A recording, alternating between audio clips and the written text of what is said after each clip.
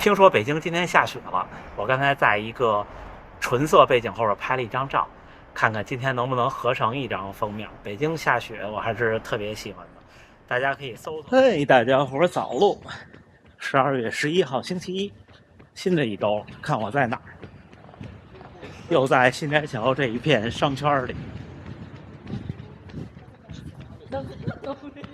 周一的清晨，你看这一夜的垃圾，这都是两边卖吃的店，等着垃圾车来收呢。周一早晨人就少了不少，因为今天要上班了。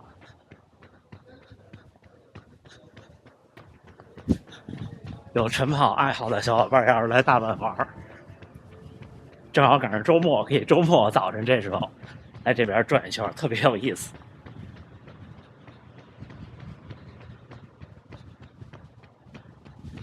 今天咱们回评论，准备了评论的内容。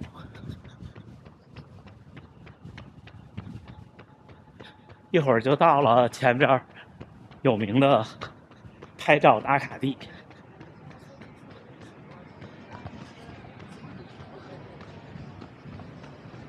看两边吃拉面的人，有的可能是下夜班，有的可能是刚玩完。像我这种刚出来的不多。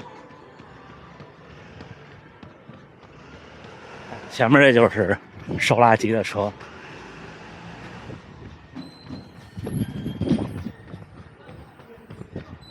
到晚上这两边都是小档口，还有餐厅。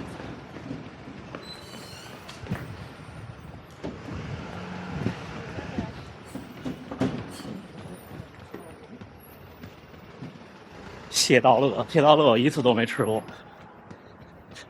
那天路过看了一下价格。看我们到了啊，马上就到了。啊，他把灯关了，早上起来。再看我后边，你看见了？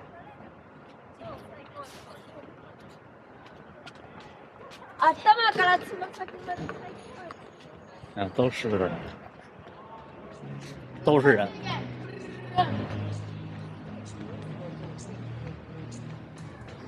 行吧，那咱们一会儿再聊啊。看今天的日出又不一样，还是昨天开机的那个地方。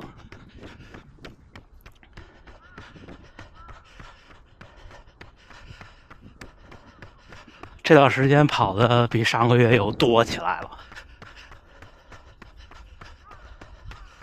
昨天我一看，昨天是10号，已经跑了212公里了。而且这几天更多，所以今天一定得小心，要小心疲劳之后会不会有伤病。这4天，第一天跑了一个30，加速跑30，第二天是21，下午跑了5，昨天是21加7。放在夏天的时候我都不敢想。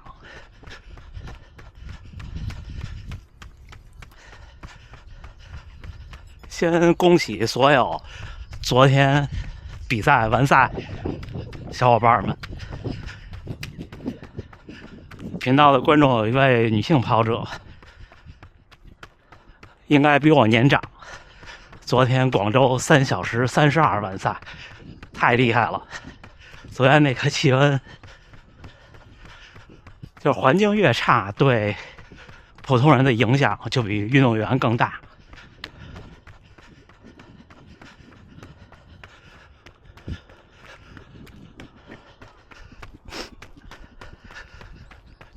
有一位49岁的老哥说，现在10公里可以用5分40的配速跑下来了，但是呢，工作朝9晚5，比较忙，年龄也觉得大了，是不是不应该每天都跑？我回的原话是，大家都知道的大河原先生48岁的时候，一个人在中国工作，200斤重，开始跑步，现在59岁，每个月跑600-700公里，全程马拉松2小时52。然后老哥回了我一句谢谢，感觉有动力了。我不是说谁都要做这样的训练和生活，只是说我们的潜力和能力远比自己想象的强大。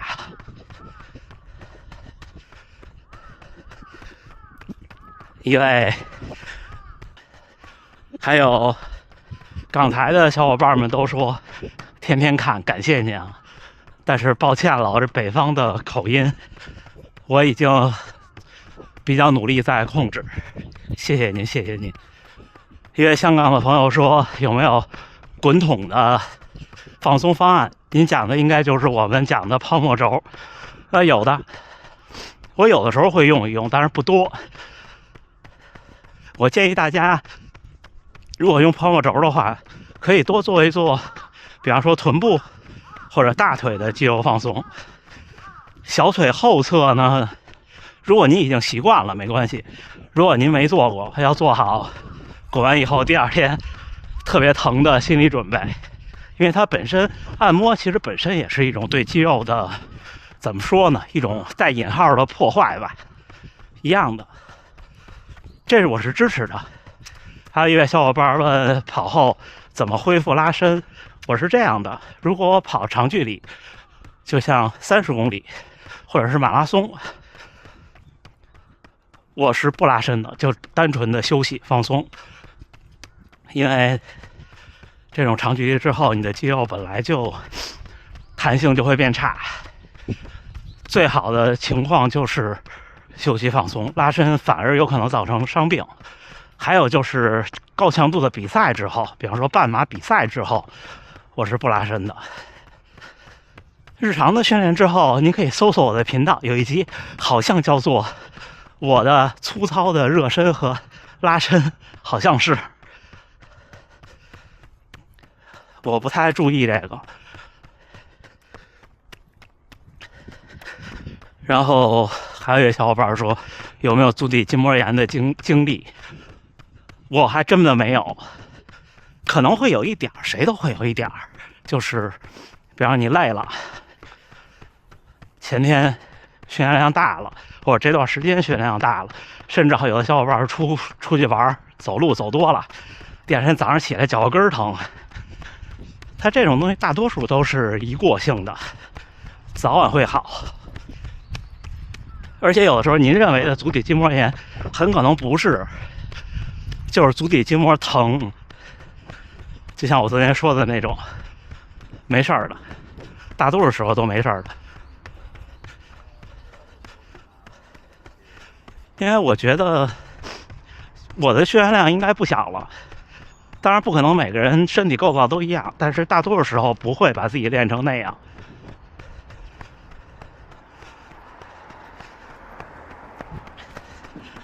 祝您好运，祝您好运。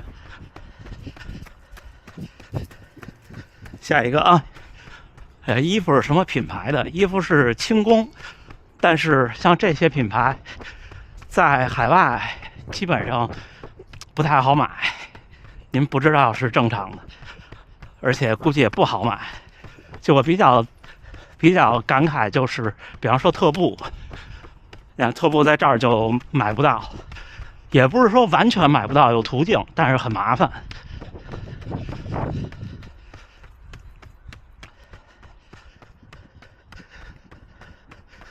磨大腿跑步，每次跑完都磨出血来，那这好疼啊！听起来。一般这种情况，我要是直接点说，那就是瘦了就好了。瘦了，你两个腿都碰不到一起。像我现在就特尴尬，有时候我们坐那儿，比方说有点小手工，不是那种手工，就是我要弄个东西，比方说要组装个小零件或者怎么着。像以前就腿一并就行了，现在是东西从手上滑下去，腿一并都不行，它就掉下去了。一般就是瘦了就好了，除非体型特殊，真心的。或者您看看有没有 X 字形腿，或者是膝盖过于的向你的反向前方顶。我看这个银杏叶落的好厚一层啊，就这一片这个树，哎呦那个，所以早晨的风景跟白天不一样。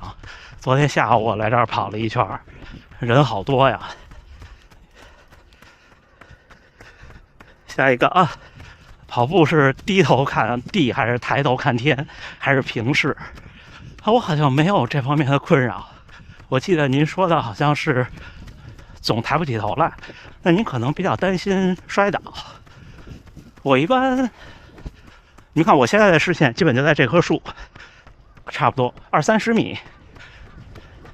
你肯定不能完全不看地，应该是要比走路的时候稍微小心一点，这个不用刻意，你就把头保持正直就好了。紧接着就是一位小伙伴说肩膀疼，跑5公里都疼。我先明确的说，就是跑步，除非您是那种100米冲刺那种，否则上半身的肌肉不是很发力。您这个疼肯定不是因为肌肉能力不足，或者是摆臂过于用力，多半就是有点端着，就是不自觉的，可能有点耸肩膀，或者是怎么样。那学会放松，刻意的放松，一开始慢慢养成习惯。刻意放松就感觉有点溜肩膀那感觉。我刚开始跑比赛的时候也是，过了30公里，脖子包括肩膀都特别酸疼。然后你一放松，感觉其实一直是较着劲的。您可以试试。下一个，怎么看氨糖就吃的那种说对膝盖好？我觉得那就是心理作用。因为其实像筋膜、韧带这种软组织，其实它连血液里的营养都能吸收都很少很慢，所以这些地儿伤好的才慢。你想通过嘴吃下去，然后吸收到您的身体里，然后靠血管运输到那个地儿，再让它吸收，我觉得几乎有难度。真心的，我从来不吃。我只有口腔溃疡的时候吃维生素，其他时候我什么都不吃。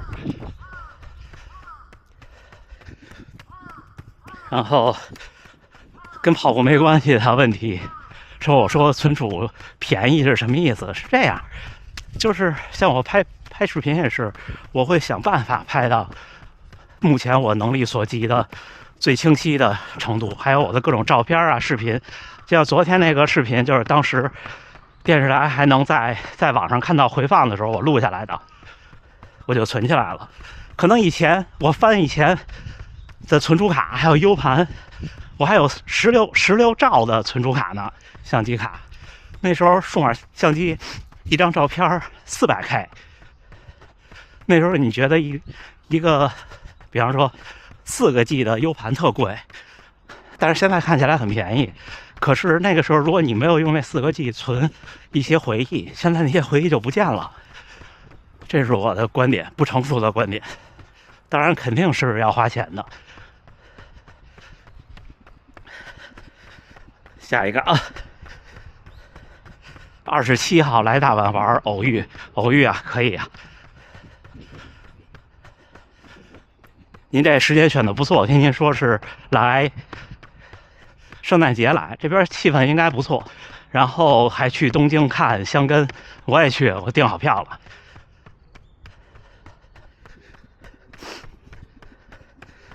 然后就是200公里一个月跑量，200加，各种训练的比例。我这么认为，如果普通爱好者想拿到好的全程马拉松的成绩，如果您的跑量在300公里以下，那么就得像我说的我前几年的那种训练，就是每天都不能太慢，至少得是您的有氧区间的上限。至于强度课的比例，我觉得最少3周2次，然后剩下的训练一部分我说的是有氧的上限，另外一部分呢就得多跑行与步行之间那种，就是您可能要把节奏跑作为日常训练，然后再把阈值跑作为一个速度训练或者能力训练，再把变速跑或者间歇跑作为一个强度训练，也是挺残酷的，因为跑量在这儿摆着呢。我看了这么多人，也认识这些小伙伴们，我觉得就是练得很固然好，短期内练得很固然好，但是它代替不了跑龄和总跑量的积累。这是我不成熟的小经历和小想法。昨天的封面图就是在这儿拍的，我把相机吸在了前面这个路灯的铁柱子上，就这个，你看大阪城公园盖的。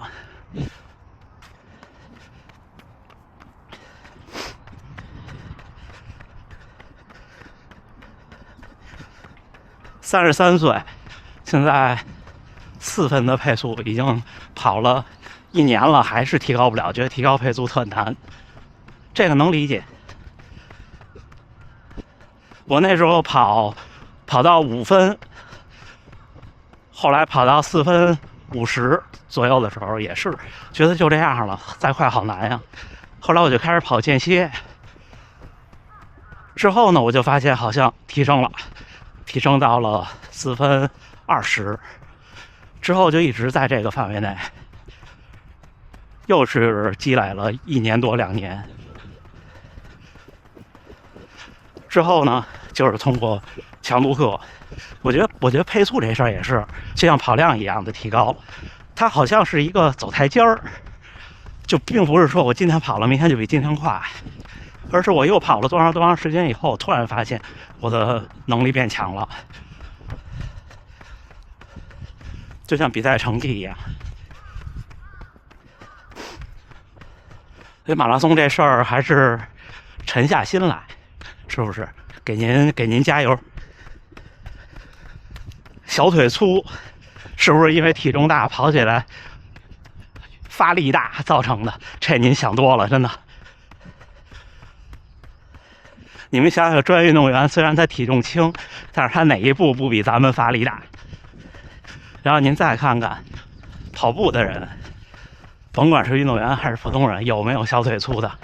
小腿粗说明什么呢？说明跑的还不够，是不是？您别介意啊，跟您开玩笑，是这样的。这就像你们看，有的时候我拍我的全身的跑步，看起来挺慢的，对不对？还有时候我拍周3的小伙伴们的训练，当然那都已经是3分半以内的配速了。您想想，您现在的状态，您要是跑起来，您可以让别人拍一拍，您就不会认为是发力大了，好吗？就坚持下来。马拉松这事儿就是，我猜您有这个问题，您还在新手期，您可以好好享受一下新手的福利期。那样基本上是1个星期就一个变化。加油干，给您加油，给您加油。首屏推荐有2个都是咱们频道的视频，您过奖了。这个是这样的，就现在每个人其实都生活在一个所谓的信息茧房里，平台都会给您推荐您感兴趣的东西，所以有的时候我也不弄观众的群啊什么的。我觉得就每个人的想法现在都太容易被固化了，就造成可能各自就我们可能已经不太习惯听到各种不一样的声音了，因为各种社交媒体都给我们推荐的是我们平时爱看的东西。个人见解啊，抛砖引玉。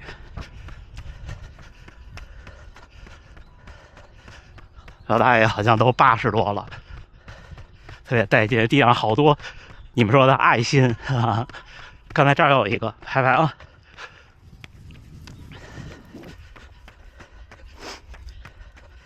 看这又有一个，看吗？行，那咱们训练之后见了啊，小伙伴们加油干！哎，12月11号星期一7点20训练结束，第4个训练日，跟大家汇报一下，这4天的第一天，早晨一个30公里的渐加速，从4分55开始，一直加到3分55，之后第2天早晨一个21，下午跑了5公里，之后回来我们直播。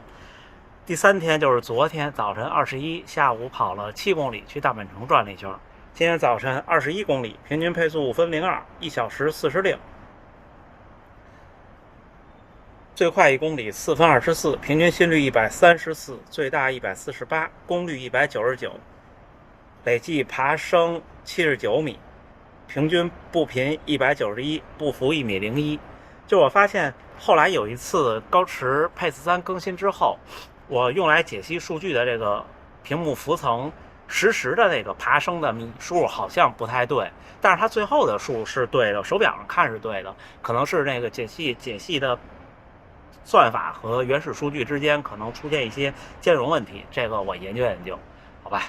这4天算是圆满结束，明天轻松跑休息，之后我们后天再见了。再次恭喜昨天所有开心参加比赛的小伙伴们。基本上今年的比赛应该是差不多了，下一场应该就是明年开年的厦门马拉松了，是吧？我也有认识的小伙伴去参加厦门，大家都加油干，时间很快了，没有几天了，是不是？时间真的太快了。听说北京今天下雪了，我刚才在一个纯色背景后边拍了一张照，看看今天能不能合成一张封面。北京下雪我还是特别喜欢的，大家可以搜搜我的标题跟雪有关系的。有一次在日坛外圈拍到特别漂亮的雪景。这边今天又暖和起来了，这边现在11摄氏度，今天最高18摄氏度，11到18，了不起。好吧，那行，那最后还是祝大家能努力生活，健康平安，我们一起努力冬训，加油干，迎接春天的好成绩，好吗？那我们回头见。